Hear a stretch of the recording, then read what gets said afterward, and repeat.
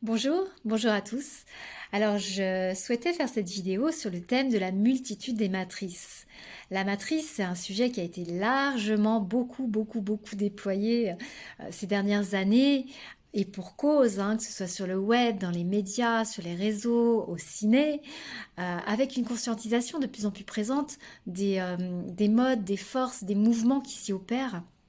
Et c'est pour ça que je voulais rajouter aujourd'hui cette notion qui me semble importante sur la notion de multitude des matrices.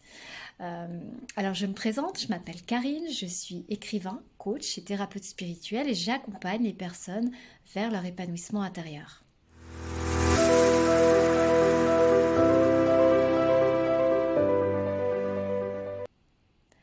Donc la multitude des matrices, ce sujet, il est important déjà pour comprendre les forces en jeu et nos propres modes de fonctionnement, j'ai envie de dire.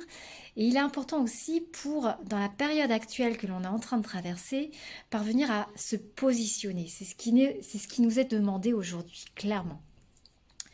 Donc pour ça, c'est intéressant de revenir sur la définition même de la matrice dans un sens beaucoup plus large, beaucoup plus vaste. La matrice, c'est quoi?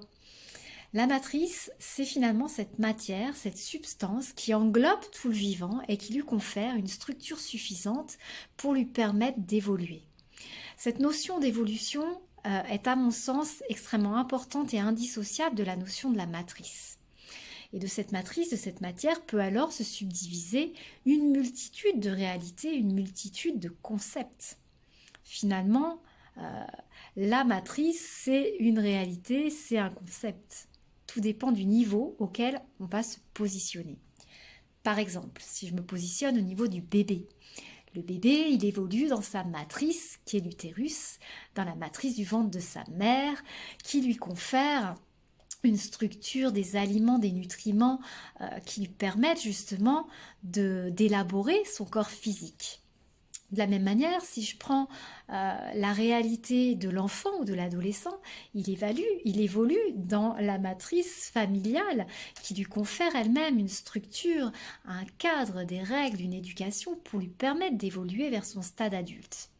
De la même manière, le personnage social que nous devenons évolue dans la matrice sociétale. Voilà, avec des codes, des lois, des structures, des règles, des cadres là aussi, avec une logistique économique, politique, gouvernementale, ainsi de suite. Et là, on y reviendra. De la même manière, la flore, la faune évoluent dans la matrice conférée par la planète. La planète évolue dans la matrice de l'atmosphère et la Terre, le Soleil, les étoiles évoluent dans la matrice de l'univers et ainsi de suite jusqu'à un infiniment plus grand. De la même manière, on peut aussi rentrer dans la matrice et regarder ce qui s'y passe, c'est-à-dire au sein même de notre propre corps, de notre corps énergétique, de notre corps mental, de notre corps émotionnel, de notre corps physique.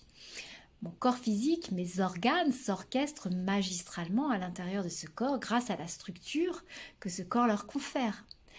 De la même manière, mes cellules, les mitochondries, évoluent au sein de la matrice du cytoplasme, et ainsi de suite jusqu'à l'infiniment plus petit. Donc c'est extrêmement intéressant de voir cet axe vertical qui permet de déployer de l'infiniment petit à l'infiniment plus grand une multitude de réalités, une multitude de matrices qui s'emboîteraient les unes dans les autres, un petit peu comme des poupées russes, à l'infini. Ça, c'est la première des choses. La deuxième des choses, c'est revenir sur cette matrice largement décriée sur les réseaux, la matrice sociétale. Qu'est-ce qui se passe au niveau de cette matrice sociétale? Pendant des millénaires, cette matrice a permis aux vivants d'évoluer. Aujourd'hui, on est en train d'assister depuis plusieurs années, ça s'est accéléré ces 2 dernières années, à un effondrement de cette matrice. Un effondrement qui arrive, pourquoi? Tout simplement parce que cette matrice sociétale, industrielle, occidentale dans laquelle nous évoluons, ne parvient plus à répondre à nos besoins, ne nous permet plus d'évoluer. Donc à un moment donné, cette matrice, elle arrive à un paroxysme qui fait que soit elle involue, soit elle explose. Et là, on est vraiment dans cette conjonction, hein. On est vraiment à un moment de l'histoire où on traverse au niveau de la société un chaos, un véritable chaos. C'est un peu comme un Big Bang qui explose en une multitude de planètes. Et bien là, la matrice sociétale est en train d'exploser en une multitude de réalités qui ne sont autres que les réalités individuelles qui sont en train de s'exposer. Donc ces réalités individuelles, il y a autant finalement, on est en train de découvrir qu'il y a autant de réalités individuelles qu'il y a d'individus sur Terre. Autant de matrices qu'il y a d'individus sur Terre. Donc on a un axe vertical comme on l'a vu, infiniment petit, infiniment plus grand, et un axe horizontal qui se déploie avec cette multitude de réalités. Donc on se retrouve à un croisement comme ça, un croisement entre le vertical et l'horizontale, et une conjonction qui nous demande aujourd'hui de nous positionner, puisque du coup s'ouvrent à nous aujourd'hui deux mondes, deux dimensions, deux espaces dans lesquels on a la possibilité, avec tout notre libre arbitre, de nous positionner. Et c'est en cela que la période que l'on traverse est absolument magique. Alors maintenant, il faut comprendre ces deux mondes qui se proposent à nous. On a un monde qui refuse clairement, depuis déjà de nombreuses années, et qui là le refuse de plus en plus, refuse la souffrance. Et veut s'asphyxier de la souffrance, veut se créer un cocon pour être complètement éloigné de la souffrance. Et en créant ce cocon, ce monde-là, cette réalité-là, qui est déjà en place devant nos yeux, hein, qui est déjà en place, c'est un monde qui se coupe réellement du vivant. Parce qu'il ne faut pas oublier que le vivant, c'est la souffrance, ou que la souffrance, c'est le vivant, peu importe. Il ne faut pas oublier que ce sont deux forces qui viennent se frotter l'une à l'autre, qui engendrent une friction. Et cette friction, ce frottement, n'est autre que de la souffrance, et qui génère le vivant. Donc à partir du moment où on refuse le vivant, où on est dans le déni du vivant, où on est dans le déni de la souffrance, à partir du moment où on est dans le déni de la souffrance et on refuse la souffrance, on est dans le déni du vivant. Et c'est ce qui crée cette réalité qui est déjà là sous nos yeux, cette réalité du métaverse, cette réalité virtuelle dans laquelle bon nombre déjà ont développé leur avatar, etc. Ça, c'est une réalité qui va croître dans sa dimension. Et puis il y a une autre réalité qui s'offre à nous et dans laquelle déjà bon nombre d'entre nous ont les pieds dans cette réalité. C'est la réalité qui est OK avec la souffrance, qui est OK pour la confronter, qui est OK pour l'intégrer et qui est OK pour se battre avec cette souffrance pour la transcender. Et cette réalité-là, c'est la réalité de la conscience. C'est la réalité de l'âme.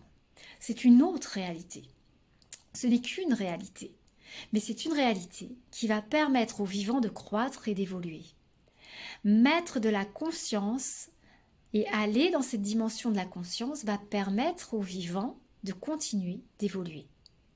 Où est-ce que nous voulons aller? C'est extrêmement important parce que comment peut-on mettre de la conscience? Déjà en regardant ce qui se passe dans cette société qui s'effondre, où est-ce que je suis? Est-ce que je suis encore les pieds dans cette société? Est-ce que déjà j'ai mis les pieds dans la première réalité décrite ou est-ce que je mets les pieds dans la deuxième?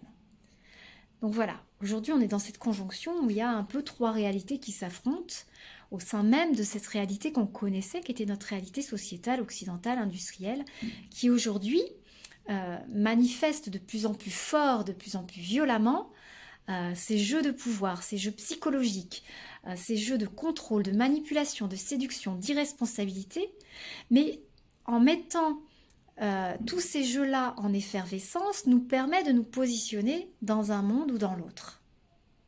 Puisque celle-ci, elle s'effondre. Et donc tant que, pour ce qui est des personnes qui conscientisent tout ça et qui décident d'aller vers ce monde de la conscience, ce monde de l'âme, ça ne se fait pas sans douleur puisque c'est un monde qui va demander d'affronter les souffrances. Donc effectivement, on est confronté. Et là, ça demande justement de regarder dans le miroir que représente cette société?